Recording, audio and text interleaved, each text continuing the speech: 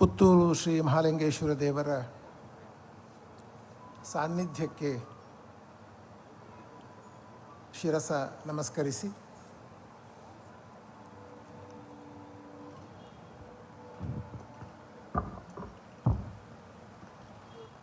ಸಮರ್ಪಣಾ charitable trust ಮತ್ತು news Puttur ಈ ಎರಡು ಸಂಸ್ಥೆಗಳ ಸಹಯೋಗದಲ್ಲಿ ಸಂಪನ್ನಗೊಂಡಿರುವ ಈ ವಿಶೇಷ ಸಮಾರಂಭದ ಅಧ್ಯಕ್ಷರೇ, ವೇದಿಕೆಯಲ್ಲಿ ಉಪಸ್ಥಿತರು ಎಲ್ಲ ಗಣ್ಯ ಅತಿಥಿಗಳೇ, ಈ ಸಂಸ್ಥೆಯ ಪದಾಧಿಕಾರಿಗಳೇ ಮತ್ತು ಇಲ್ಲಿ ಸೇರಿರುವ ಸುಮನಸ ಬಂಧುಗಳೇ,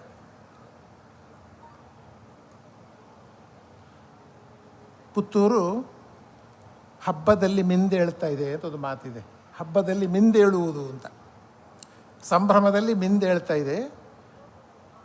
ಜಾತ್ರೆ ಹಬ್ಬ, ಹಬ್ಬದ ಜಾತ್ರೆ. ಇಂತಹ ಒಂದು ಸುಂದರ ಸಂದರ್ಭದಲ್ಲಿ ಬಹುಶಃ ಸಾಂಸ್ಕೃತಿಕವಾಗಿ ಬಹಳ ಮುಖ್ಯವಾದ ಕೆಲಸವೊಂದನ್ನು ನ್ಯೂಸ್ ಪುತ್ತೂರವರು ಕೈಗೆತ್ತಿಕೊಂಡು ಶಿವಾಮೃತ ಎನ್ನುವ ಒಂದು ವಿಶೇಷ ಸಂಚಿಕೆಯನ್ನು ಸಿದ್ಧಪಡಿಸಿದ್ದಾರೆ. ಅದರ ಬಗ್ಗೆ ಅನೇಕ ಮಾಹಿತಿಗಳನ್ನು ಅದರ ಸಂಪಾದಕರು ಕೊಟ್ಟಿದ್ದಾರೆ. ನಾನು ಮತ್ತೆ ಹೇಳುವುದಕ್ಕೆ ನಾನು ಹೋಗ್ತಾ ಇಲ್ಲ. ಪುತ್ತೂರಿನ ಜಾತ್ರೆ ಅಂದರೆ ಅದು ನನ್ನ ಪಾಲಿಗೂ ಕೂಡ ಬಹಳ ವಿಶೇಷವಾದದ್ದು. ಅಂದರೆ ಪುತ್ತೂರು ವಿವೇಕಾನಂದ ಕಾಲೇಜಿನಲ್ಲಿ 1973ರಿಂದ 76 3 ವರ್ಷ ಪದವಿ ಅಧ್ಯಯನ ಮಾಡುವಾಗ ಒಂದು ವಾರ ಅಥವಾ ಬಹುತೇಕ ಎಲ್ಲ ದಿನಗಳಲ್ಲಿ ಸಂಜೆ ಮತ್ತು ರಾತ್ರಿ ಕಳೆದದ್ದು ಜಾತ್ರೆಯ ಅಲ್ಲೇ ಮಹಾಲಿಂಗೇಶ್ವರ ರಥ ಬೀದಿಯಲ್ಲಿ ಸಂತೆ ತಿರುಗುವುದು. ಆ ದಿನಗಳು ಬಹಳ, ನಮ್ಮ ಮಕ್ಕಳು ಅದನ್ನು ಎಷ್ಟು ಅನುಭವಿಸ್ತಾರೋ ನನಗೆ ಗೊತ್ತಿಲ್ಲ.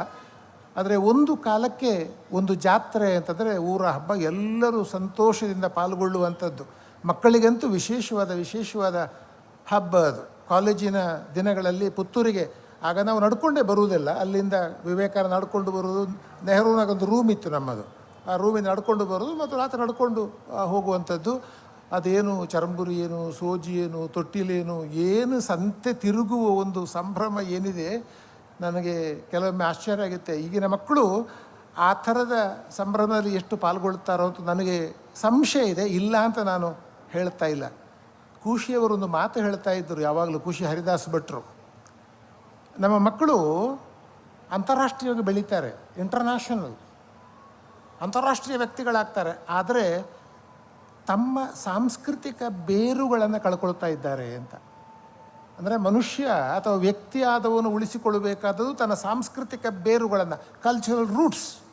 ಎಲ್ಲಿ ಹೋದರೂ ಕೂಡ ತನ್ನ ಊರು, ತನ್ನ ಭಾಷೆ, ತನ್ನ ಜಾತ್ರೆ, ತನ್ನ ಉತ್ಸವ, ತನ್ನ ಹಬ್ಬ, ಇದನ್ನು ನೆನಪಿಸಿಕೊಳ್ಳುವುದಕ್ಕೆ, ಅದನ್ನು ಮತ್ತೆ ಜೀವಿಸುವುದಕ್ಕೆ, ಟು ಲಿವ್ ದ ಟ್ರೆಡಿಷನ್ ಅಂತ ಹೇಳ್ತೇವೆ ನಾವು, ಆ ಪರಂಪರೆಯನ್ನು ಬದುಕುವುದಕ್ಕೆ ಸಾಧ್ಯ ಆಗುವ ಮನಸ್ಸನ್ನು ನಮ್ಮ ಮಕ್ಕಳು ಕಳ್ಕೊಳ್ಳಬಾರದು ಎನ್ನುವುದು ಬಹಳ ಮುಖ್ಯ. ಹಾಗಾಗಿ ನಮ್ಮ ಬದುಕಿನಲ್ಲಿ ಆಗ ಬಡತನ ಇದ್ದಿರಬಹುದು, ಆದರೆ ಅದಕ್ಕಿಂತ ಹೆಚ್ಚು ಸಂಭ್ರಮ ಪಡುವ, ಸಂತೋಷ ಪಡುವ ಅನೇಕ ಘಟನೆಗಳು ನಮ್ಮ ಸುತ್ತಮುತ್ತ ನಡೀತವೆ.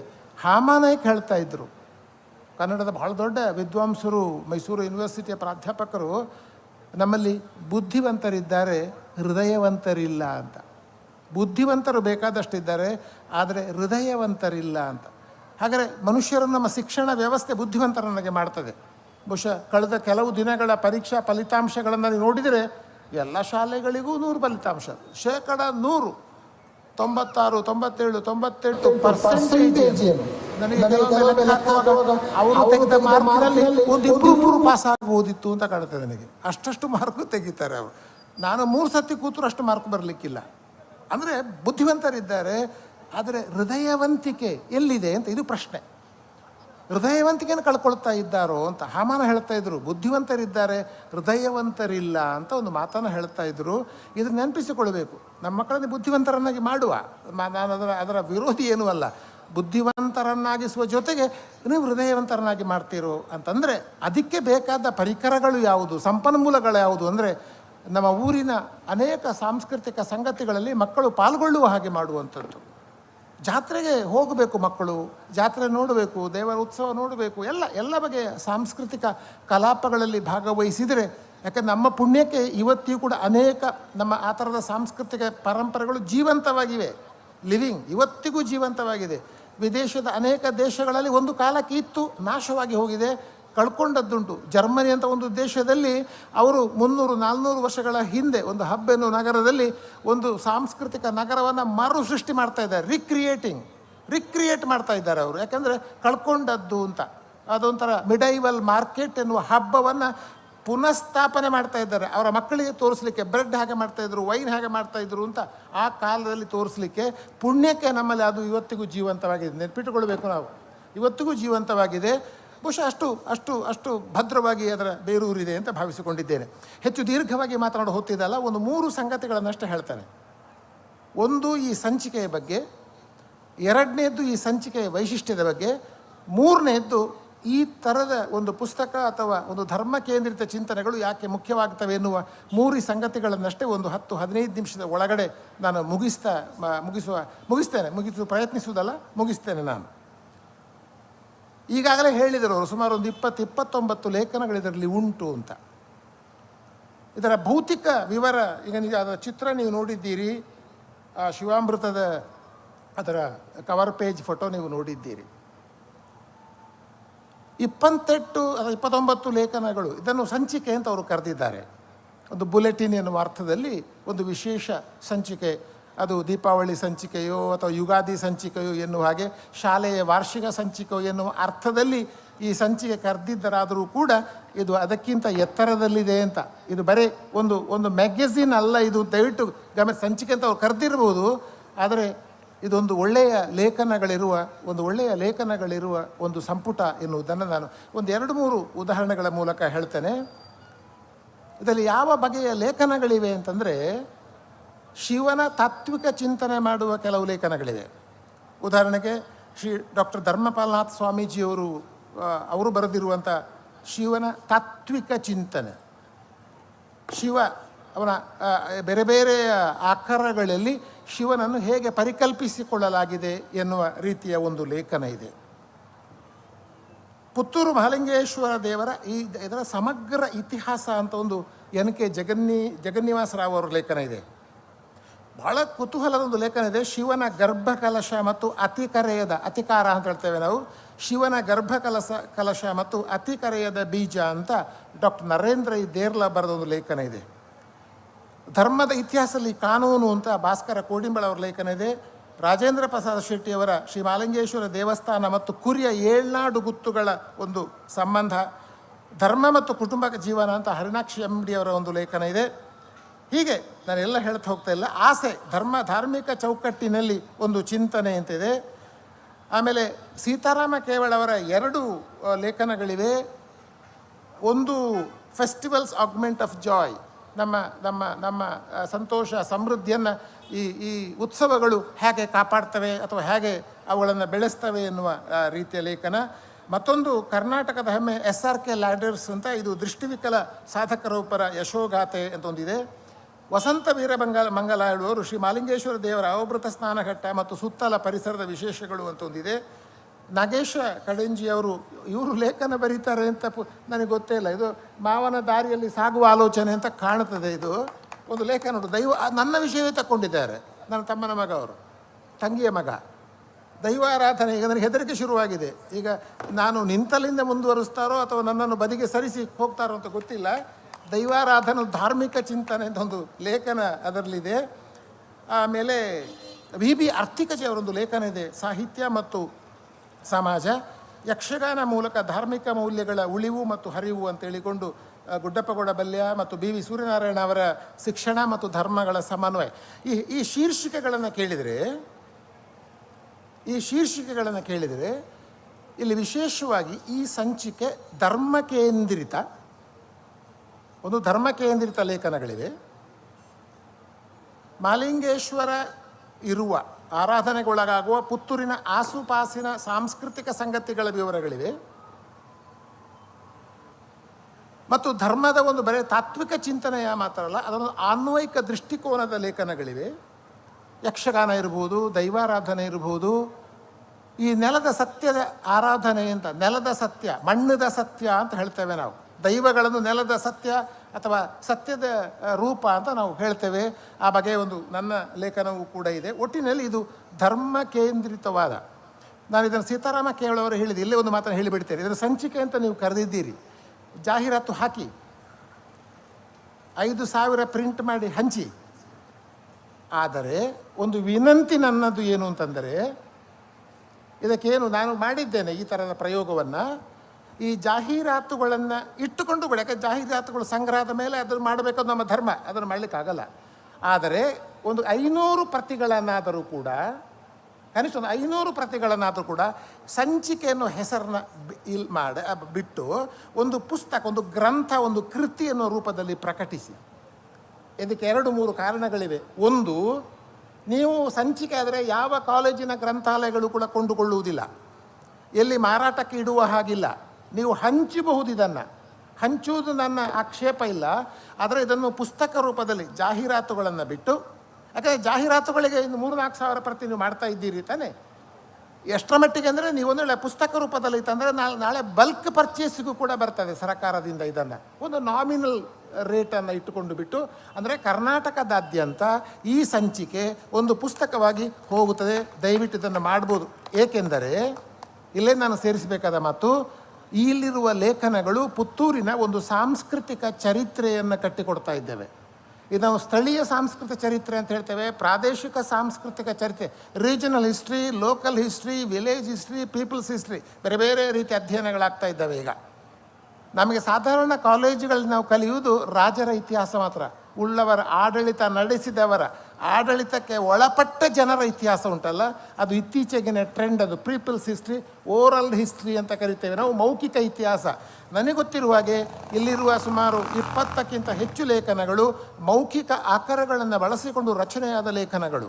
ಹಾಗಾಗಿ ಪುತ್ತೂರಿನ ಸಾಂಸ್ಕೃತಿಕ ಚರಿತ್ರೆಯನ್ನು ಕಟ್ಟಿಕೊಡುವ ಈ ಪುಸ್ತಕ ಕೇವಲ ಸಂಚಿಕೆಯಾಗಿ ಮಾತ್ರ ಉಳಿಯದೆ ಒಂದು ಕೃತಿ ರೂಪದಲ್ಲಿ ಬರಲಿ, ಅದರ ಬಗ್ಗೆ ಸಂಪಾದಕ ಮಂಡಳಿ ಸೂಕ್ತ ನಿರ್ಣಯವನ್ನು ಕೈಗೊಳ್ಳಬಹುದು.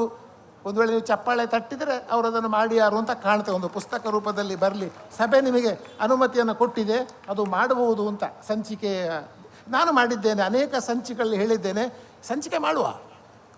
ನೋಡಿ, ಸಂಚಿಕೆಯಲ್ಲಿ ಇರುವುದು ಏನು ಗೊತ್ತುಂಟ, ಒಂದು ಸಂಸ್ಥೆ ಇದ್ದರೆ ಆ ಸಂಸ್ಥೆ ಇತಿಹಾಸ ಮಾತ್ರ ಇರ್ತದೆ, ಬೇರೆ ಏನಿಲ್ಲ. ಆಮೇಲೆ ಉಳಿದದ್ದೆಲ್ಲ ಜಾಹೀರಾತುಗಳು ಇರ್ತವೆ, ಹೆಚ್ಚೇನಿಲ್ಲ ಅದರಲ್ಲಿ.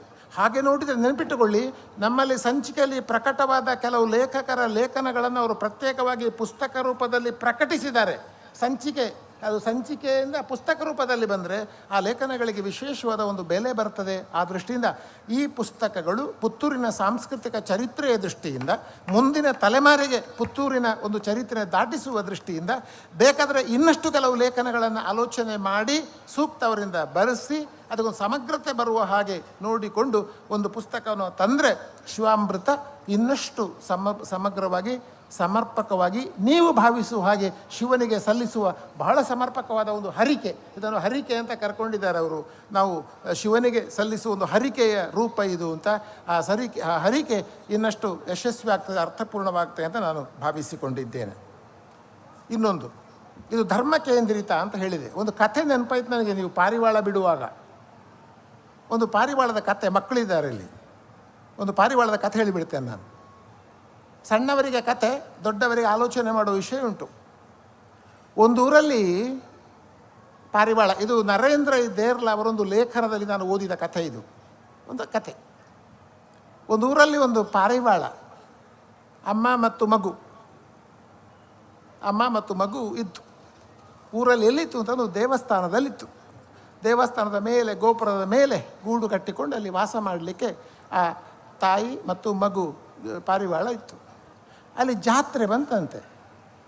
ಈ ಜಾತ್ರೆಯ ಸದ್ದುಗದ್ದಲ ಬರುವಾಗ, ಈ ಸದ್ದುಗದ್ದಲ ಬೇಡ ಅಂತ ಹೇಳಿ, ನಾನು ಕತೆ ಸಣ್ಣದು ಮಾಡ್ತಾ ಇದ್ದೇನೆ, ಸದ್ದುಗದ್ದಲ ಬೇಡ ಅಂತ ದೇವಸ್ಥಾನವನ್ನು ಬಿಟ್ಟು ಆ ಪಾರಿವಾಳ ತಾಯಿ ಮಗು ಒಂದು ಮಸೀದಿಗೆ ಹೋದವು.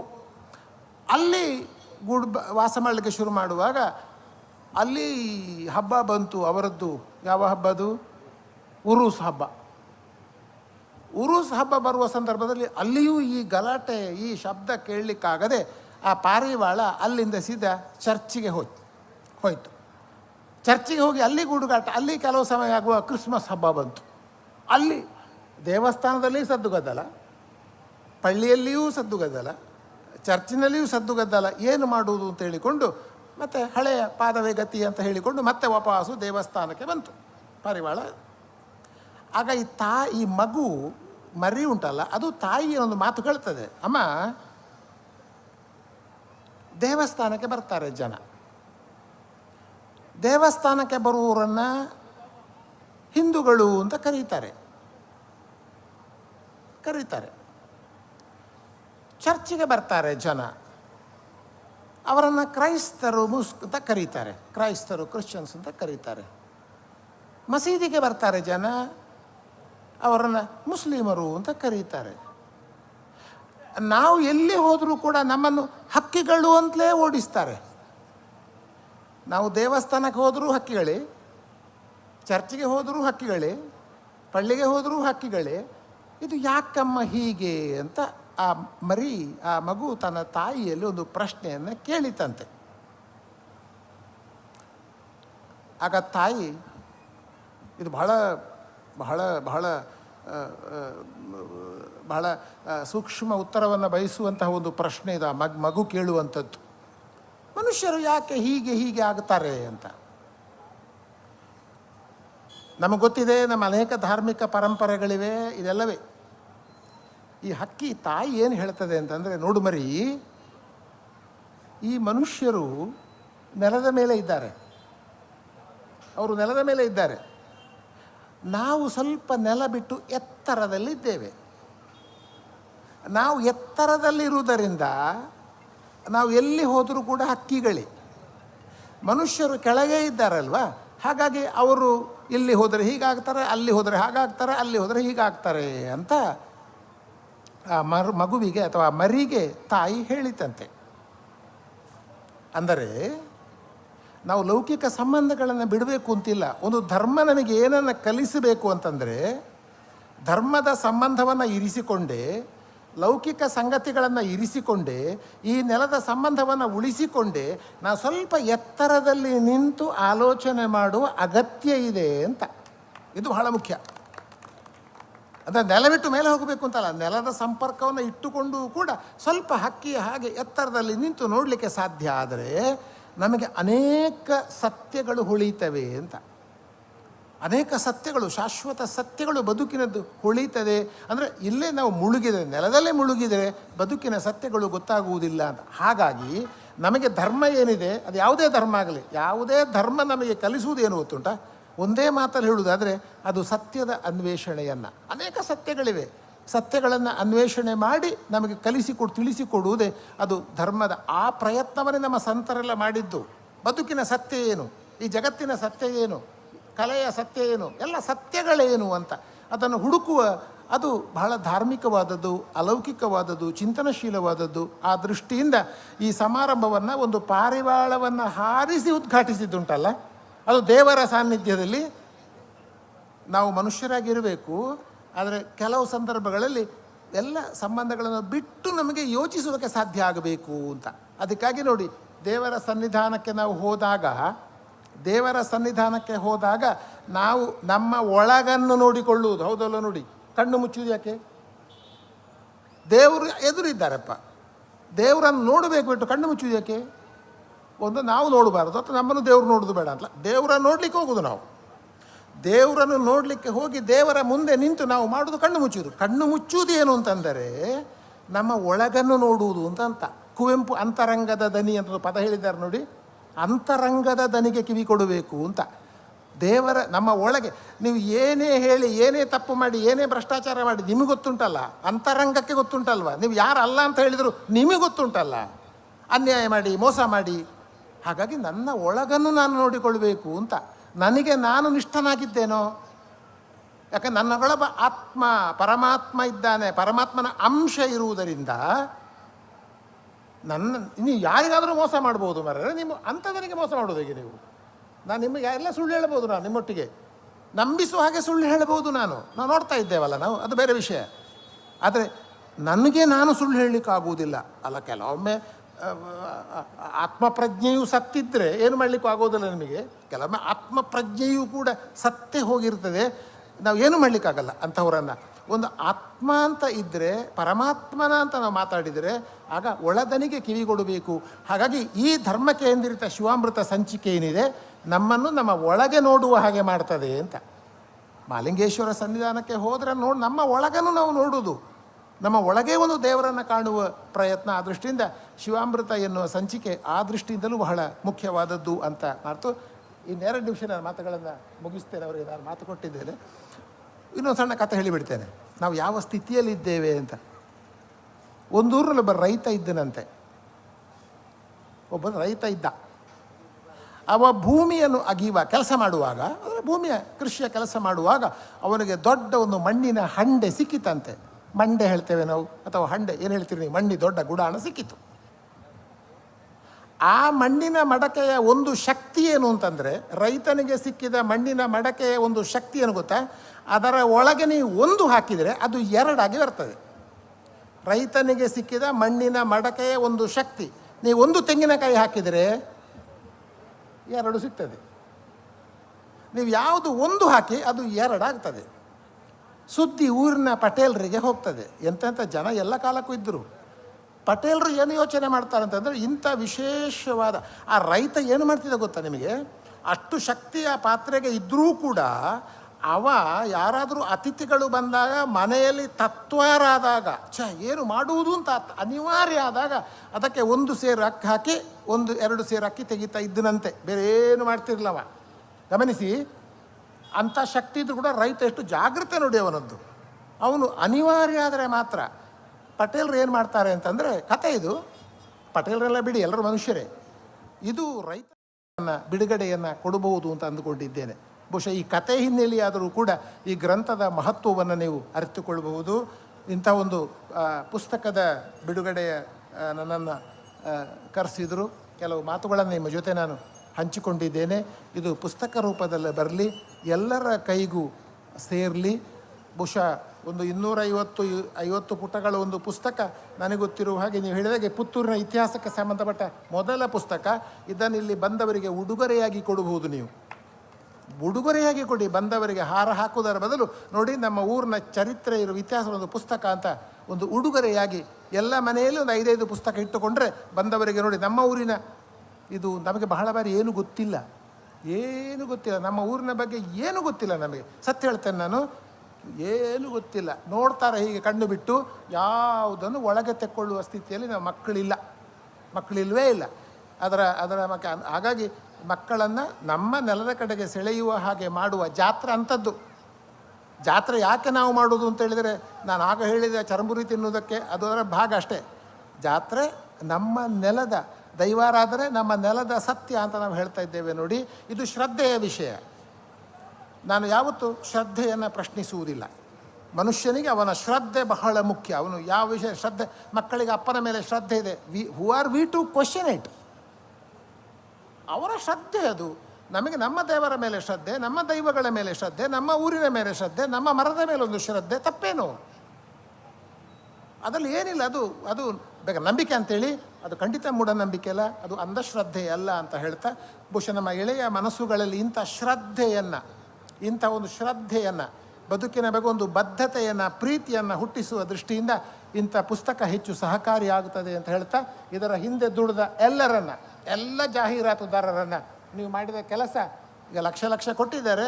ಬಹುಶಃ ನಾನು ಹೇಳಿದ್ದನ್ನು ಸ್ವಲ್ಪ ಕೇಳಿದರೆ ಯಾರು ಚಿನ್ನ ಪೌಡ್ರಲ್ಲ ಎಡ್ಡೆ ಪಣ್ತೇರು ಕೊರ್ಕ ಒಂದೇ ಪಂಡ್ರೆ ಕೊಡಲಿಕ್ಕೂ ಸಾಕು, ಕೊಡಲಿಕ್ಕೂ ಸಾಕು. ಹಾಗಾಗಿ ಇದು ನಾನು ಮನಸಾರ ಹೇಳುವ, ಬಹಳ ಊರಿನ ಇಂಥ ಪುಸ್ತಕ ಇಲ್ಲ ಅಂತ ನಾನು ಹೇಳ್ತಾ ಇರೋದು. ನನಗೆ ರಾಜರ ಇತಿಹಾಸದ ಬಗ್ಗೆ ಅಂಥ ಆಸಕ್ತಿ ಇಲ್ಲ. ನಾನು ರಾಜರ ಆಸಕ್ತಿಯ ಬಗ್ಗೆ ಸರಿ, ಕಟ್ಟಿಸಿದವರಿಗಿಂತ ಕಟ್ಟಿದವರ ಇತಿಹಾಸ ಬೇಕು ನನಗೆ. ಎಂತೆಂಥ ದೇವಾಲಯಗಳನ್ನು ಕಟ್ಟಿಸಿದವರು ಇದ್ದಾರೆ, ಕಟ್ಟಿದವರು ಯಾರು ಎಷ್ಟು ದೇವಾಲಯಗಳನ್ನು ಕಟ್ಟಿದವರು ಯಾರು ಅಂತ ಇಲ್ಲ ನಮ್ಮಲ್ಲಿ. ಕಟ್ಟಿಸಿದವರು ಸಿಗ್ತವೆ, ಒಬ್ಬ ರಾಜ ಹೆಸರು ಸಿಗ್ತದೆ, ಇರಲಿ, ಅದು ಇಲ್ಲ ಅಂತ ಹೇಳ್ತಾ ಇಲ್ಲ. ಕಟ್ಟಿಸಿದವರ ಜೊತೆಗೆ ಕಟ್ಟಿದವರ ಇತಿಹಾಸ, ಅದು ದೇವಾಲಯ ಇರ್ಬೋದು, ಊರು ಇರ್ಬೋದು, ಎಲ್ಲವೂ ಯಾವುದೇ ಇರ್ಬೋದು. ಹಾಗಾಗಿ ಅಂಥ ಕಟ್ಟಿಸಿದವರ ಒಂದು ಬದುಕನ್ನು ಕಟ್ಟಿಸಿದವರ, ಊರನ್ನು ಕಟ್ಟಿದವರ ಒಂದು ಇತಿಹಾಸ, ಅದನ್ನೇ ನಾವು ಸಾಂಸ್ಕೃತಿಕ ಇತಿಹಾಸ ಅಂತ ಹೇಳೋದು. ಆ ದೃಷ್ಟಿಯಿಂದ ಈ ಪುಸ್ತಕಕ್ಕೆ ಒಂದು ವಿಶೇಷ ಬೆಲೆ ಇದೆ ಅಂತ ನಾನು ಭಾವಿಸಿಕೊಂಡಿದ್ದೇನೆ. ಇನ್ನಷ್ಟು ಸಮಗ್ರವಾಗಿ ಪುಸ್ತಕ ಬರಲಿ ಅಂತ ಹಾರೈಸಿ ಇಂಥ ಒಂದು ಒಳ್ಳೆಯ ಪುಸ್ತಕದ ಜೊತೆ ತಮ್ಮ ಜೊತೆ ಇಷ್ಟು ಮಾತುಗಳನ್ನು ಹಂಚಿಕೊಳ್ಳುವುದಕ್ಕೆ ಅವಕಾಶ ಮಾಡಿಕೊಟ್ಟ ತಮಗೆ ಪ್ರೀತಿಯ ಜಾತ್ರೆಯ ಪ್ರಯುಕ್ತ, ಪುತ್ತೂರು ಜಾತ್ರೆಯ ಪ್ರಯುಕ್ತ ವಿಶೇಷ ಶುಭಾಶಯಗಳನ್ನು ಸಲ್ಲಿಸಿ ನನ್ನ ಮಾತನ್ನು ಮುಗಿಸ್ತೇನೆ. ಎಲ್ಲರಿಗೂ ನಮಸ್ಕಾರ.